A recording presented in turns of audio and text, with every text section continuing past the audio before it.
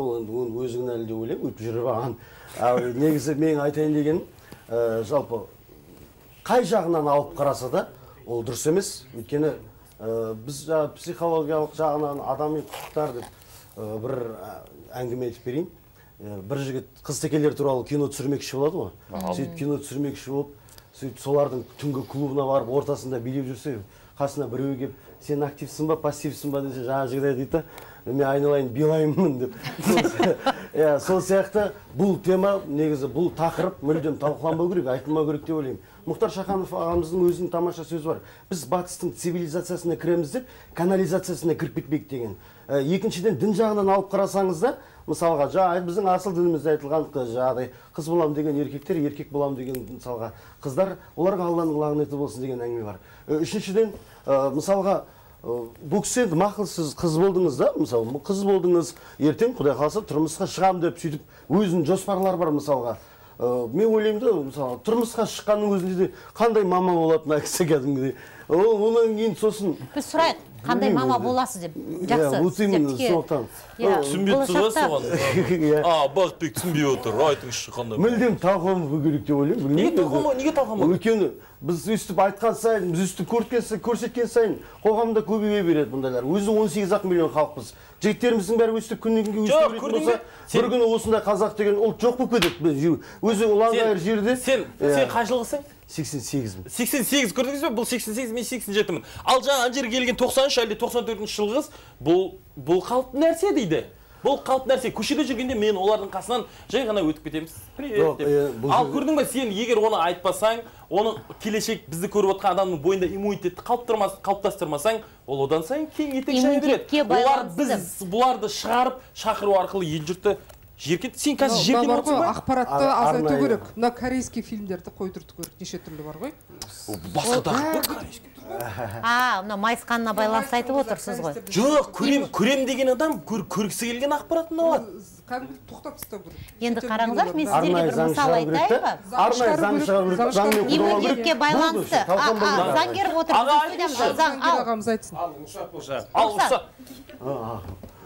Ұлы Туранның ұлы мен қыздары, сіздерге жалынды сәлемімді жолдаймын. Сіздер, біздер, қазақтар, ер түріктің ұрпақтарымыз, Тәңірдің құлдарымыз. Қанша мұсылман болсаңдар, қанша христиан болсаңыздар да, ар жағыңызда, жан дүниеңізде шошайып Тәңір отыр. Тәңір бір бөлігімізді еркек қылып жаратса, бір бөлігімізді әйел қылып жаратты. Әлбетте, оны ол Тәңірдің заңдылығына, Тәңірдің бұйрығына қарсы шығуға ешкімнің құқы жоқ. Ал енді бұл әңгіме неге болып жатыр?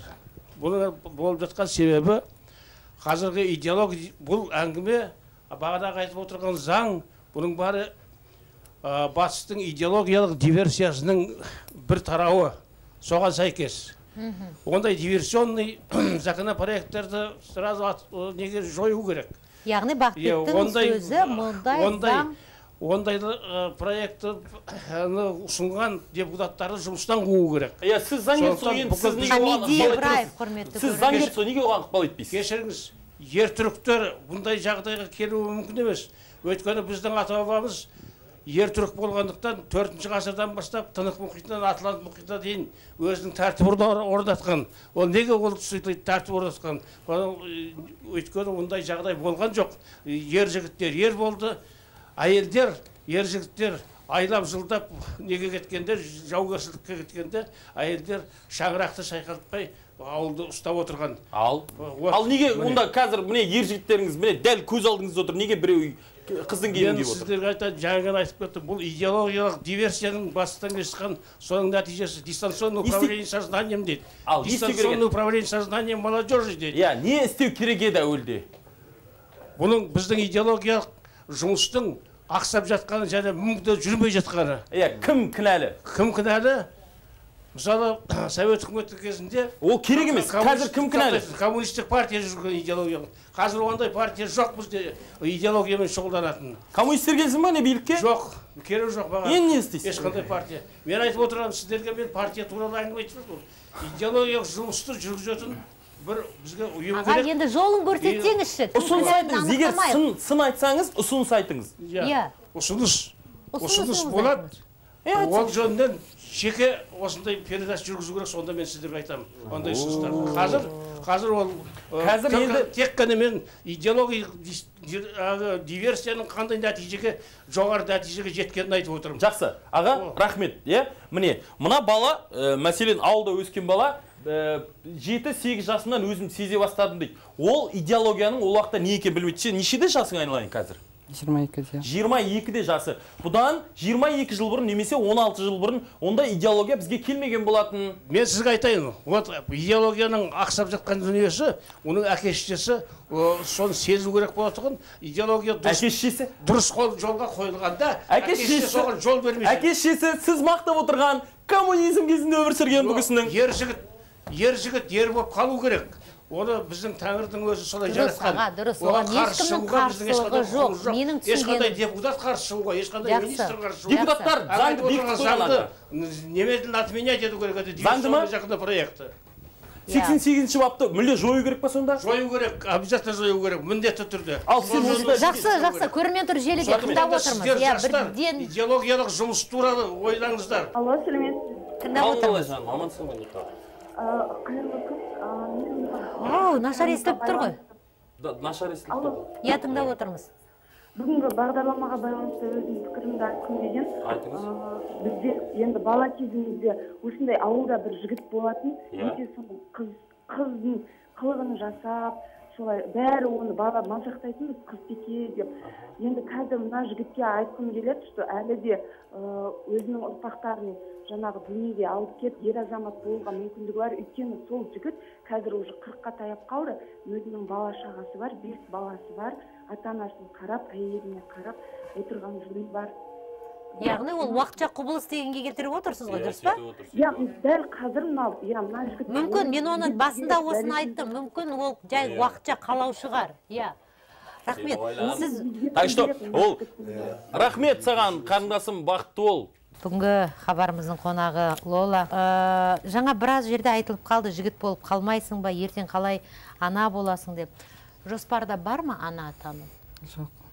Сен өміріңді отбасынсыз елестетесің бе болашағыңды? Қалай елестетесің? Қазір 22-десің. Хабарласқан көрермен айтады, біздің ауылда да осындай қызтеке жігіт бар еді.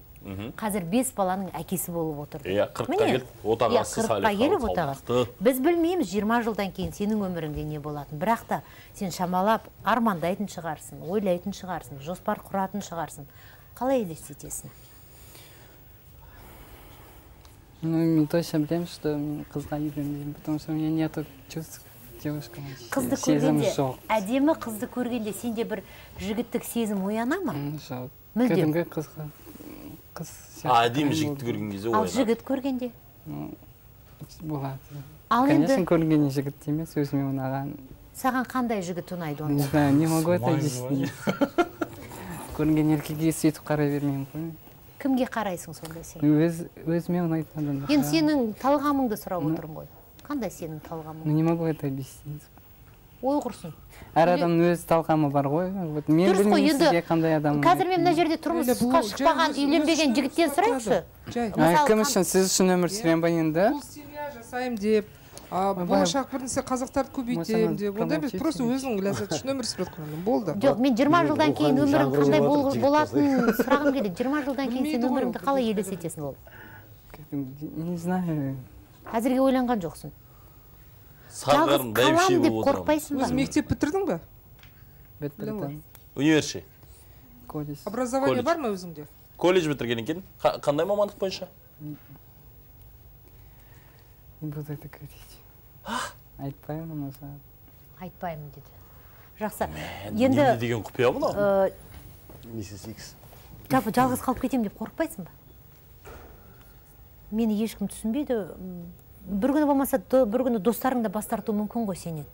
Сен қалай сеніммен айта аласың? Мені түсінетін адам табылады деп. Таспен ұрып өлтіруі мүмкін қоғам сені мысалы. Өлтіре берсін. Жоқ. Ойланшы өзің, ойланып жауап берші біз. Қорқпаймын, жалғыз қалды. Кімге сенесің? Өзіме сенемін. Иә. Өзіңе Ол сен қалай мысалы сен ертең жұмыс істеуің керексің, нан табып күнін көргің керексің. Өміріңді жалғастыру керек қой, правильно же? Өзі айтты ғой, спонсорлар бар деді. Жоқ, ол спонсор да өліп қалады неожиданно. Қайтесің сол кезде? Наверное, я коплю деньги, я не трачу. Әлде шетелге кетіп қалу ойда бар ма? Ал сен талқыламау керек деп отқан кезде, оның спонсоры бар, қолдайтын. Ол көрдің бе, спонсор тауып алып қолдап отыр оны. Ал сен талқыламау керек, жаңа түйе қызықса басымды құмға тығып алып жатам дейсің. Просто біздің елімізде заң біз жақта емес, біріншіден. Екіншіден, бұл кісілерге арнайы заң шығарып қойған, жаңа көрдіңіздер. Осылай ауыстыруға болады деген сияқты. Енді ол ауыстыруға болады деген зайырлы мемлекет. Зайырлы мемлекет. Үшіншіден, бұл кісіге қазір қатты бірдеңе айтып, я болмаса бір білмеймін енді. Шамына тисең сені соттай алады. Иә, соттай алады. Заң жүзінде, заң бәрібір бұл жақта бұл кісілерде болады. Сондықтан бізде мүмкіндік шектеулі болғаннан кейін біз амал жоқ осындай жерде айтып қоямыз да, бірақ результат жоқ тағы. Сонысы қиын, ең қиыны сол. Әйтпесе, егерде осының билікте отырғандар, заң шығаратындар, осының басына бізде болмайды деп заң шығарса, заңды қайда қарастыру керек, дұрыс емес. Бізде болмайды ондай. Все, бітті. Я осыны жетті, мен де бір чет көріп отырмын. Референдум шешу керек бұндай. Заңды қою керек онда, масқара ғой. Болмайды деген заң шығарса, бізде болмайды. Бәріміз бір ауысайық. Ұлдар қыз болдар, қыздар бәрі ұл болып кетейік онда. Көрдіңіз бе? Бір ауысайық. Қоғам қалай қарсы шығып жатыр? Микрофон аға. Бүкіл халық референдуммен шешеді бұндайды. Егер осындай күрделі недер дау шықса, онда бұны референдуммен бүкіл халық шешу керек. Бір он шақты депутат емес. Бүкіл халық шешу керек, қою керек. Жақсы, егер біздің мемлекетімізде, қара, жаңа Бақытбектің реніші де дұрыс. Егер біздің мемлекетімізде тыйым салынған болса, тыйым салынды деп ойла. Мысалы, 1 ай, 10 айдан кейін сенің өмірің қалай болады? Мен артқа өзгермеймін. Хоть заң қабылдаса да мен өзгермеймін. Потому что бұл сен мен өз білесің ғой, сен қалауым. заңға қарсы екеніңді. Қазір сен білесің? Заңға қарсы барамын тогда. Мен просто қалай барасың? Қандай іс-әрекетке барасың? Мысалы, Өзгермеймін қайттан. бір нәрсені уайымдаймын. Мысалға, енді сен былайынша Қазақстан Республикасының азаматшасы ма? Сондайсың ғой мысалға да, біріншіден. Өзің айтасың, менің достарымның бәрі қарсы дейсің. Достарымның бәрі қарсы, мен жалғыз қалам дейсің. Жақсы, бұл жерде отырғандар, мысалы, психологта айтып жатыр, ол ауытқу екенін, бұл жақта да ауыру екенін айтып жатыр, заң жүзінде дұрыс емес екенін айтып жатыр. Ол біздің дінімізде де дұрыс емес екенін айтып жатыр. Барлығын дұрыс емес екенін өзім біліп тұрып, саған сүйіп жүрген ұнай ма? Мүмкіндік бар ғой. Потому что бұл менің өмірім, өзім жастар қазір үстетін болыпты. Бір нәрсе қылсаң, это моя жизнь, менің өмірім, өзім білем дейді. Ол сен емес, менің балаларым да үстеді. Менің өмірім. Мынандай жастар да бар. Бізде заң қарсы ғой, бәріне құрсын заңға қарсы, заңнан бұзбай заң шеңберін жүре берейік дейді. Сенің өмірің болса, ол сенің атаның өмірі емес пе, неменеге дүниеге әкелді сені? Мүмкін былай істеу керек шығар да ола. Иә, бізде хабарласқан көрермен бар. Тыңдап өтейікші. Алло, амансыз ба? Алло. Қайырлы күн. Сәлеметсіз бе? Иә, ассалаумағалейкум, қалыңыз қалай? Жақсы, ассалаумағалейкум. Қалайсыздар? Мен Орал қаласынан звондап тұрмын. Орал бас. Мерген. Мәке, қалайсыздар? Үй бала шаға сау ма? Сау, бәрі жақсы. Тыңдап отырмыз, мұқият айта беріңіз. Орал қаласынан звондап тұрмын, есім Ерген болады. Ерген. Бұл жігітке айтарым, ойым бар, бұл қате нәрсе негізі. Қай жігітке? Бақдәулетке ма? Шын есіміңді сұрауға бола ма? Паспортта қалай жазылған? Менің есімім Ерген. Жоқ, сіздің емес. Ерген, мен естідім, даусыңыз да, есіміңіз де жігіттің кекені анық естіліп тұр. Паспортта, удостоверение, жеке куәлікте? Айтпаймын. Жарайды, айтпақ қой. Ерген айта беріңіз, біз тыңдап отырмыз. Сіз не болып жатыр сонымен? Қате ма? Бұл вообще қоғамды өзгертетін нәрсе, бұндай нәрсе вообще қайталанбауы керек. Қазақтың қара баласы қазақ болып қалуы керек. Құдай еркек болып жаратты ма, до конца еркек болып әйел жаратты ма, әйел адам болып. Сол үшін еркек адам өзінің семьясын құрғысы келеді, ұрпағын, мысалы үшін баласын өсіргісі келеді, баласын үйлендіріп, немересін мысалы үшін ескергісі келеді, сол сияқты бол. Аға, қоғамға ате ол. Түсініп отырмын, Ерген. Мына жігітке де айтарым, таста бұндай сен, болмайды ол. Уақыт өзгертеді бәрі, бұны тастау керек. Ерген, мынандай сұрақ сізге. Мысалы үшін үйіндегі түйіспадың ба, басқа жаққа кетіп қал, жұмысың істе. еркекше. Кетіп қалған ғой енді. Ерген, бізді естіп жатсыз ба, Ерген? Естіп. Ерген, қазір бар ғой, сіз мына Бақытбек деген жігіттің ойынша біз заңға қарсы нәрселер істеп отқан көрінеміз. Себебі заң бұлардың құқығын қорғайды, мына сіз қарсы отырған жігіттің, ал біздің құқығымызды қорғамайды ешкім. Біз еркек сияқты еркектердің құқығын ешкім қорғамайды. Себебі олардың құқықтары бұзылады, бұлардың адресіне бірдеңе айтсаң, ал біздің құқығымыз бұзылмайды. Бізге еркек сияқты айтсаң. Ал сіз қалай ойлайсыз бұл жерде? Сіз қазір заң бұзып отырсыз, мысалға Бақытбектің ойынша. Жаңа заңгер естіп отырмын, заңгердің айтып отыр, иә. Бірақ бұл депутаттардың да ішінде аздап түсіндіріп айтып қаралған нәрсе болатын нәрсе ғой, негізі. Қарау керек дұрыстап. Бұл негізі болмайтын нәрсе, болмайтын. Менің ойым айтып отырған ойым негізі, иә, заң біздерге қарай қарсы аздап. Иә. Ерген, рахмет үлкен хабарласқанға. Жақсы, заң аздап бізге қарсы дейді. Ешкімге қарсы заң жоқ бұл жерде. Шын мәнінде, иә, ешкімнің, бұл дәл осы студияның өзінде ешкімнің құқығына тиіскелі отқан жоқ. Аз да болса мүмкін шығу жолы шығар. Осындай азаматтар немесе азаматшалар бізде бар ғой, болады. Мүмкін заңда қандай да бір ұсыныс жасау дұрыс шығар, өздігіне ешкім бармайды ғой. Мысалы, психолог пен психотерапевттің толық терапия курсын өтсе, одан кейін соңында уже адам өзі шешер еді. Осы қалыпта қала ма, өзгеріс бар. Адам өзін түсінудің өзі қиын. Дәрігер айтты. 1 жыл көлемінде, яғни бұл кісілер... Жоқ, ол зерттеу. Егер де ота жасайым де үшін, сол үшін ғана зерттеу. Қадірлі көрермен, жынысын ауыстырған танымалдар кімдер дейді? Соны қазір назарларыңызға. Брюс Дженнифер, америкалық тележұлдыз, бұрынғы есімі Уильям Брюс Дженнифер. Дәл осы жерде тоқталайықшы. Осы бәріміз жақсы көретін, әсіресе жастар жақсы көретін бірінші кісіге байланысты айтқым келеді. Кайли Дженнер, әлемде Форбсқа кірген Кендалл Дженнердің әкесі бұл кісі. Балалары өскеннен кейін жынысын ауыстырды. Міне есі дұрыс емес адамдар. Мен солай деп есептеймін. Бала шағалы ата болып отқанда жынысын ауыстырды. Мен әже болғым келеді деді сендерге. Қазір міне басқа, міне. Ата емес әже болғым, екі әже да ол үйде. Бұл әлемде бүкіл селебрити бәрі мойындаған Ким Кардашьянның отбасында болып жатқан жағдай. Стити Боно, танымал әнші әрі актриса Шердің қызы, жасөспірім кезінен бірнеше рет пластикалық операция жасаған ол 28 жасында жынысын ауыстырды. Қазір оның есімі Чез. Роберт Аркет, актер ретінде танылған жігіттіміз, өзінің жынысын ауыстыру туралы шешімді аяқ астынан қабылдаған. Қазір оны көпшілік Алексис Аркет ретінде жақсы таниды. Родерик Кокс, жынысын ауыстырған афроамерикалықтардың бірегейі. Бала күннен белдемше киіп көзге түскен ол 30 жасында жынысын ауыстырады. Қазір Родерик өзін Лаверна деп атап жүр екен. Енді біз тағда Америка дейміз, мұндай мысалдар өте көп. Көптеген басқа да мемлекеттерде бар. Енді қорытындыласақ, Лола, жағдайды көрдің ғой, бір сен үндемей отырсың, ең адамның осы ішіміздегі ең қалай десем болады, енді көңіліңе тимесінші, бірақ та үндемей отыр, бәрін былықтырған өзің. Қарасақ, бәріміз сен үндемей отыр, бірақ бәріміз бұнда күйіп пісіп, жанып, шырылдап кеттік, иә? Мен жаңа ана ретінде бір нәрсені мазалайтынын... Мен бәрі үміттенем. Үміттенесің, е? Ал мені ана ретінде бір-ақ нәрсе мазалайды, шын айтайын. Қаншалықты менің баламның иммунитеті осындай құбылыстарға дайын, оны көруге, оны қабылдауға. Және де мен оның бойында сол иммунитеттің қатаюы үшін не істеуім керек? Үндемей жылы жауып қорғап отыруым керек па, дым білмесін дегенмен? Немесе көрсетіп оны дайындауым керек пе үлкен өмірге? Менің ұлымның жасы 11-де және 9-да. Марал, айтыңыз енді.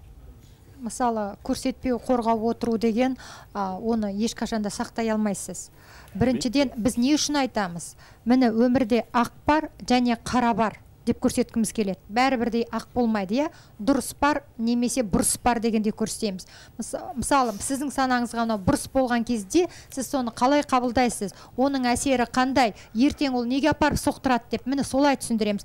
Айтпай қалып бұғып отыру ол дұрыс емес деп санаймын. Мен өз маман ретінде. Түйе құсап өз басын құмға тығып алғаннан көрсету керек бәр жағын. Ауруын жасырған өлет деген жаттамалы мақал бар ғой, бәріне де сол. Марал, мысалы біз спид туралы айтпасақ, спид жер жүзінен жоғалып кетпейді ғой. Біз оған арнайы кәдімгі қалай қорғануға болады, қандай іс-әрекет жасау керек оған түспес үшін деп. Нелерді. Міндетті түрде бізге айту керек, көрсету керек. Біз саралауымыз керек. Біз балаларымызға Алмас осындай іс-әрекетті саралай алатындай жағдай жасауымыз керек. Дұрыс таңдау жасау. Көрсетіп, сақтандырып, жиркендіру керек. Лола, сіз әшхана кіргенде қайсысына кіресіз? Ой, сенге сұрағың бір қызық сұрақ екен. Әжетхана, мен басым жетпепті, сол сұрақ қойды. Сол үшін 5 жыл оқыдым ғой, Жоқ, жігіттер, сен өте дұрыс сұрақ қойып отырсың. Бірақ бұл сұрақ арқылы бүкіл елдегі тағы да бунт көтерейін деп отырсың да, ертең елде 3-ші әжетхана салыны керек. Германиядағыдай, жақында бастап пайда болды Германияда. Мысалы, біздің Атырауда бұндай адамдарды жүргізбейді. Мысалы, біз жастар мен Атырауға бардым. Атырауда болдым. Мысалы, Атырауда 90% қазақ мысалы. Мен Атырауда жүрдім. Мен өз көзіммен көрдім, мысалы, Атырауда. Атырау туралы, Ақтау туралы әңгіме болып кетеді. Ал, не сұрақ? Армысыздар, ассаламағалейкум, ағайындар, көкелер, қалайсыздар? Мен өзім бірінші курс студентімін осында журналистикада. Мен бір немен түйіндей кетейінші. Өз ойым деген бұл бағдарлама негізі жақсы бағдарлама ғой, бірақ бүгінде біз жаңадан енді келгеннен кейін түсінбей жатырықша бұлдай нәрсені қабылдай алмай жатырық та. Болды, айтсайшы, мен қабылдай алмаймын деп. Қабылдай алмайсың. Болды, жақсы. Бізде де Қызылордада да мысалға не ғой жаңада мен Қызылордадан Алтыным, бөлінбейік. Мен қазір Шымкенттің әңгімесі, мына Ақтаудың әңгімесін айтып кетеді қазір. Жарай. Қадірлі көрермен, біз шынымен де жауырды жаба тоқығаннан оның асты іріңдеп шіре береді ғой расында. Көрсетіп, содан сақтану жолын және ол жиркендіруді айта кету керек. Мен бірақ Лолаған Құдайға сенейін дегеннен мен әлі үміттеніп отырмын да, ол мүмкін қайтатын шығар Райна. Бүгінгі хабарымыз осымен аяқтаймыз. Жақсы сау болыңыздар. Көріскенше.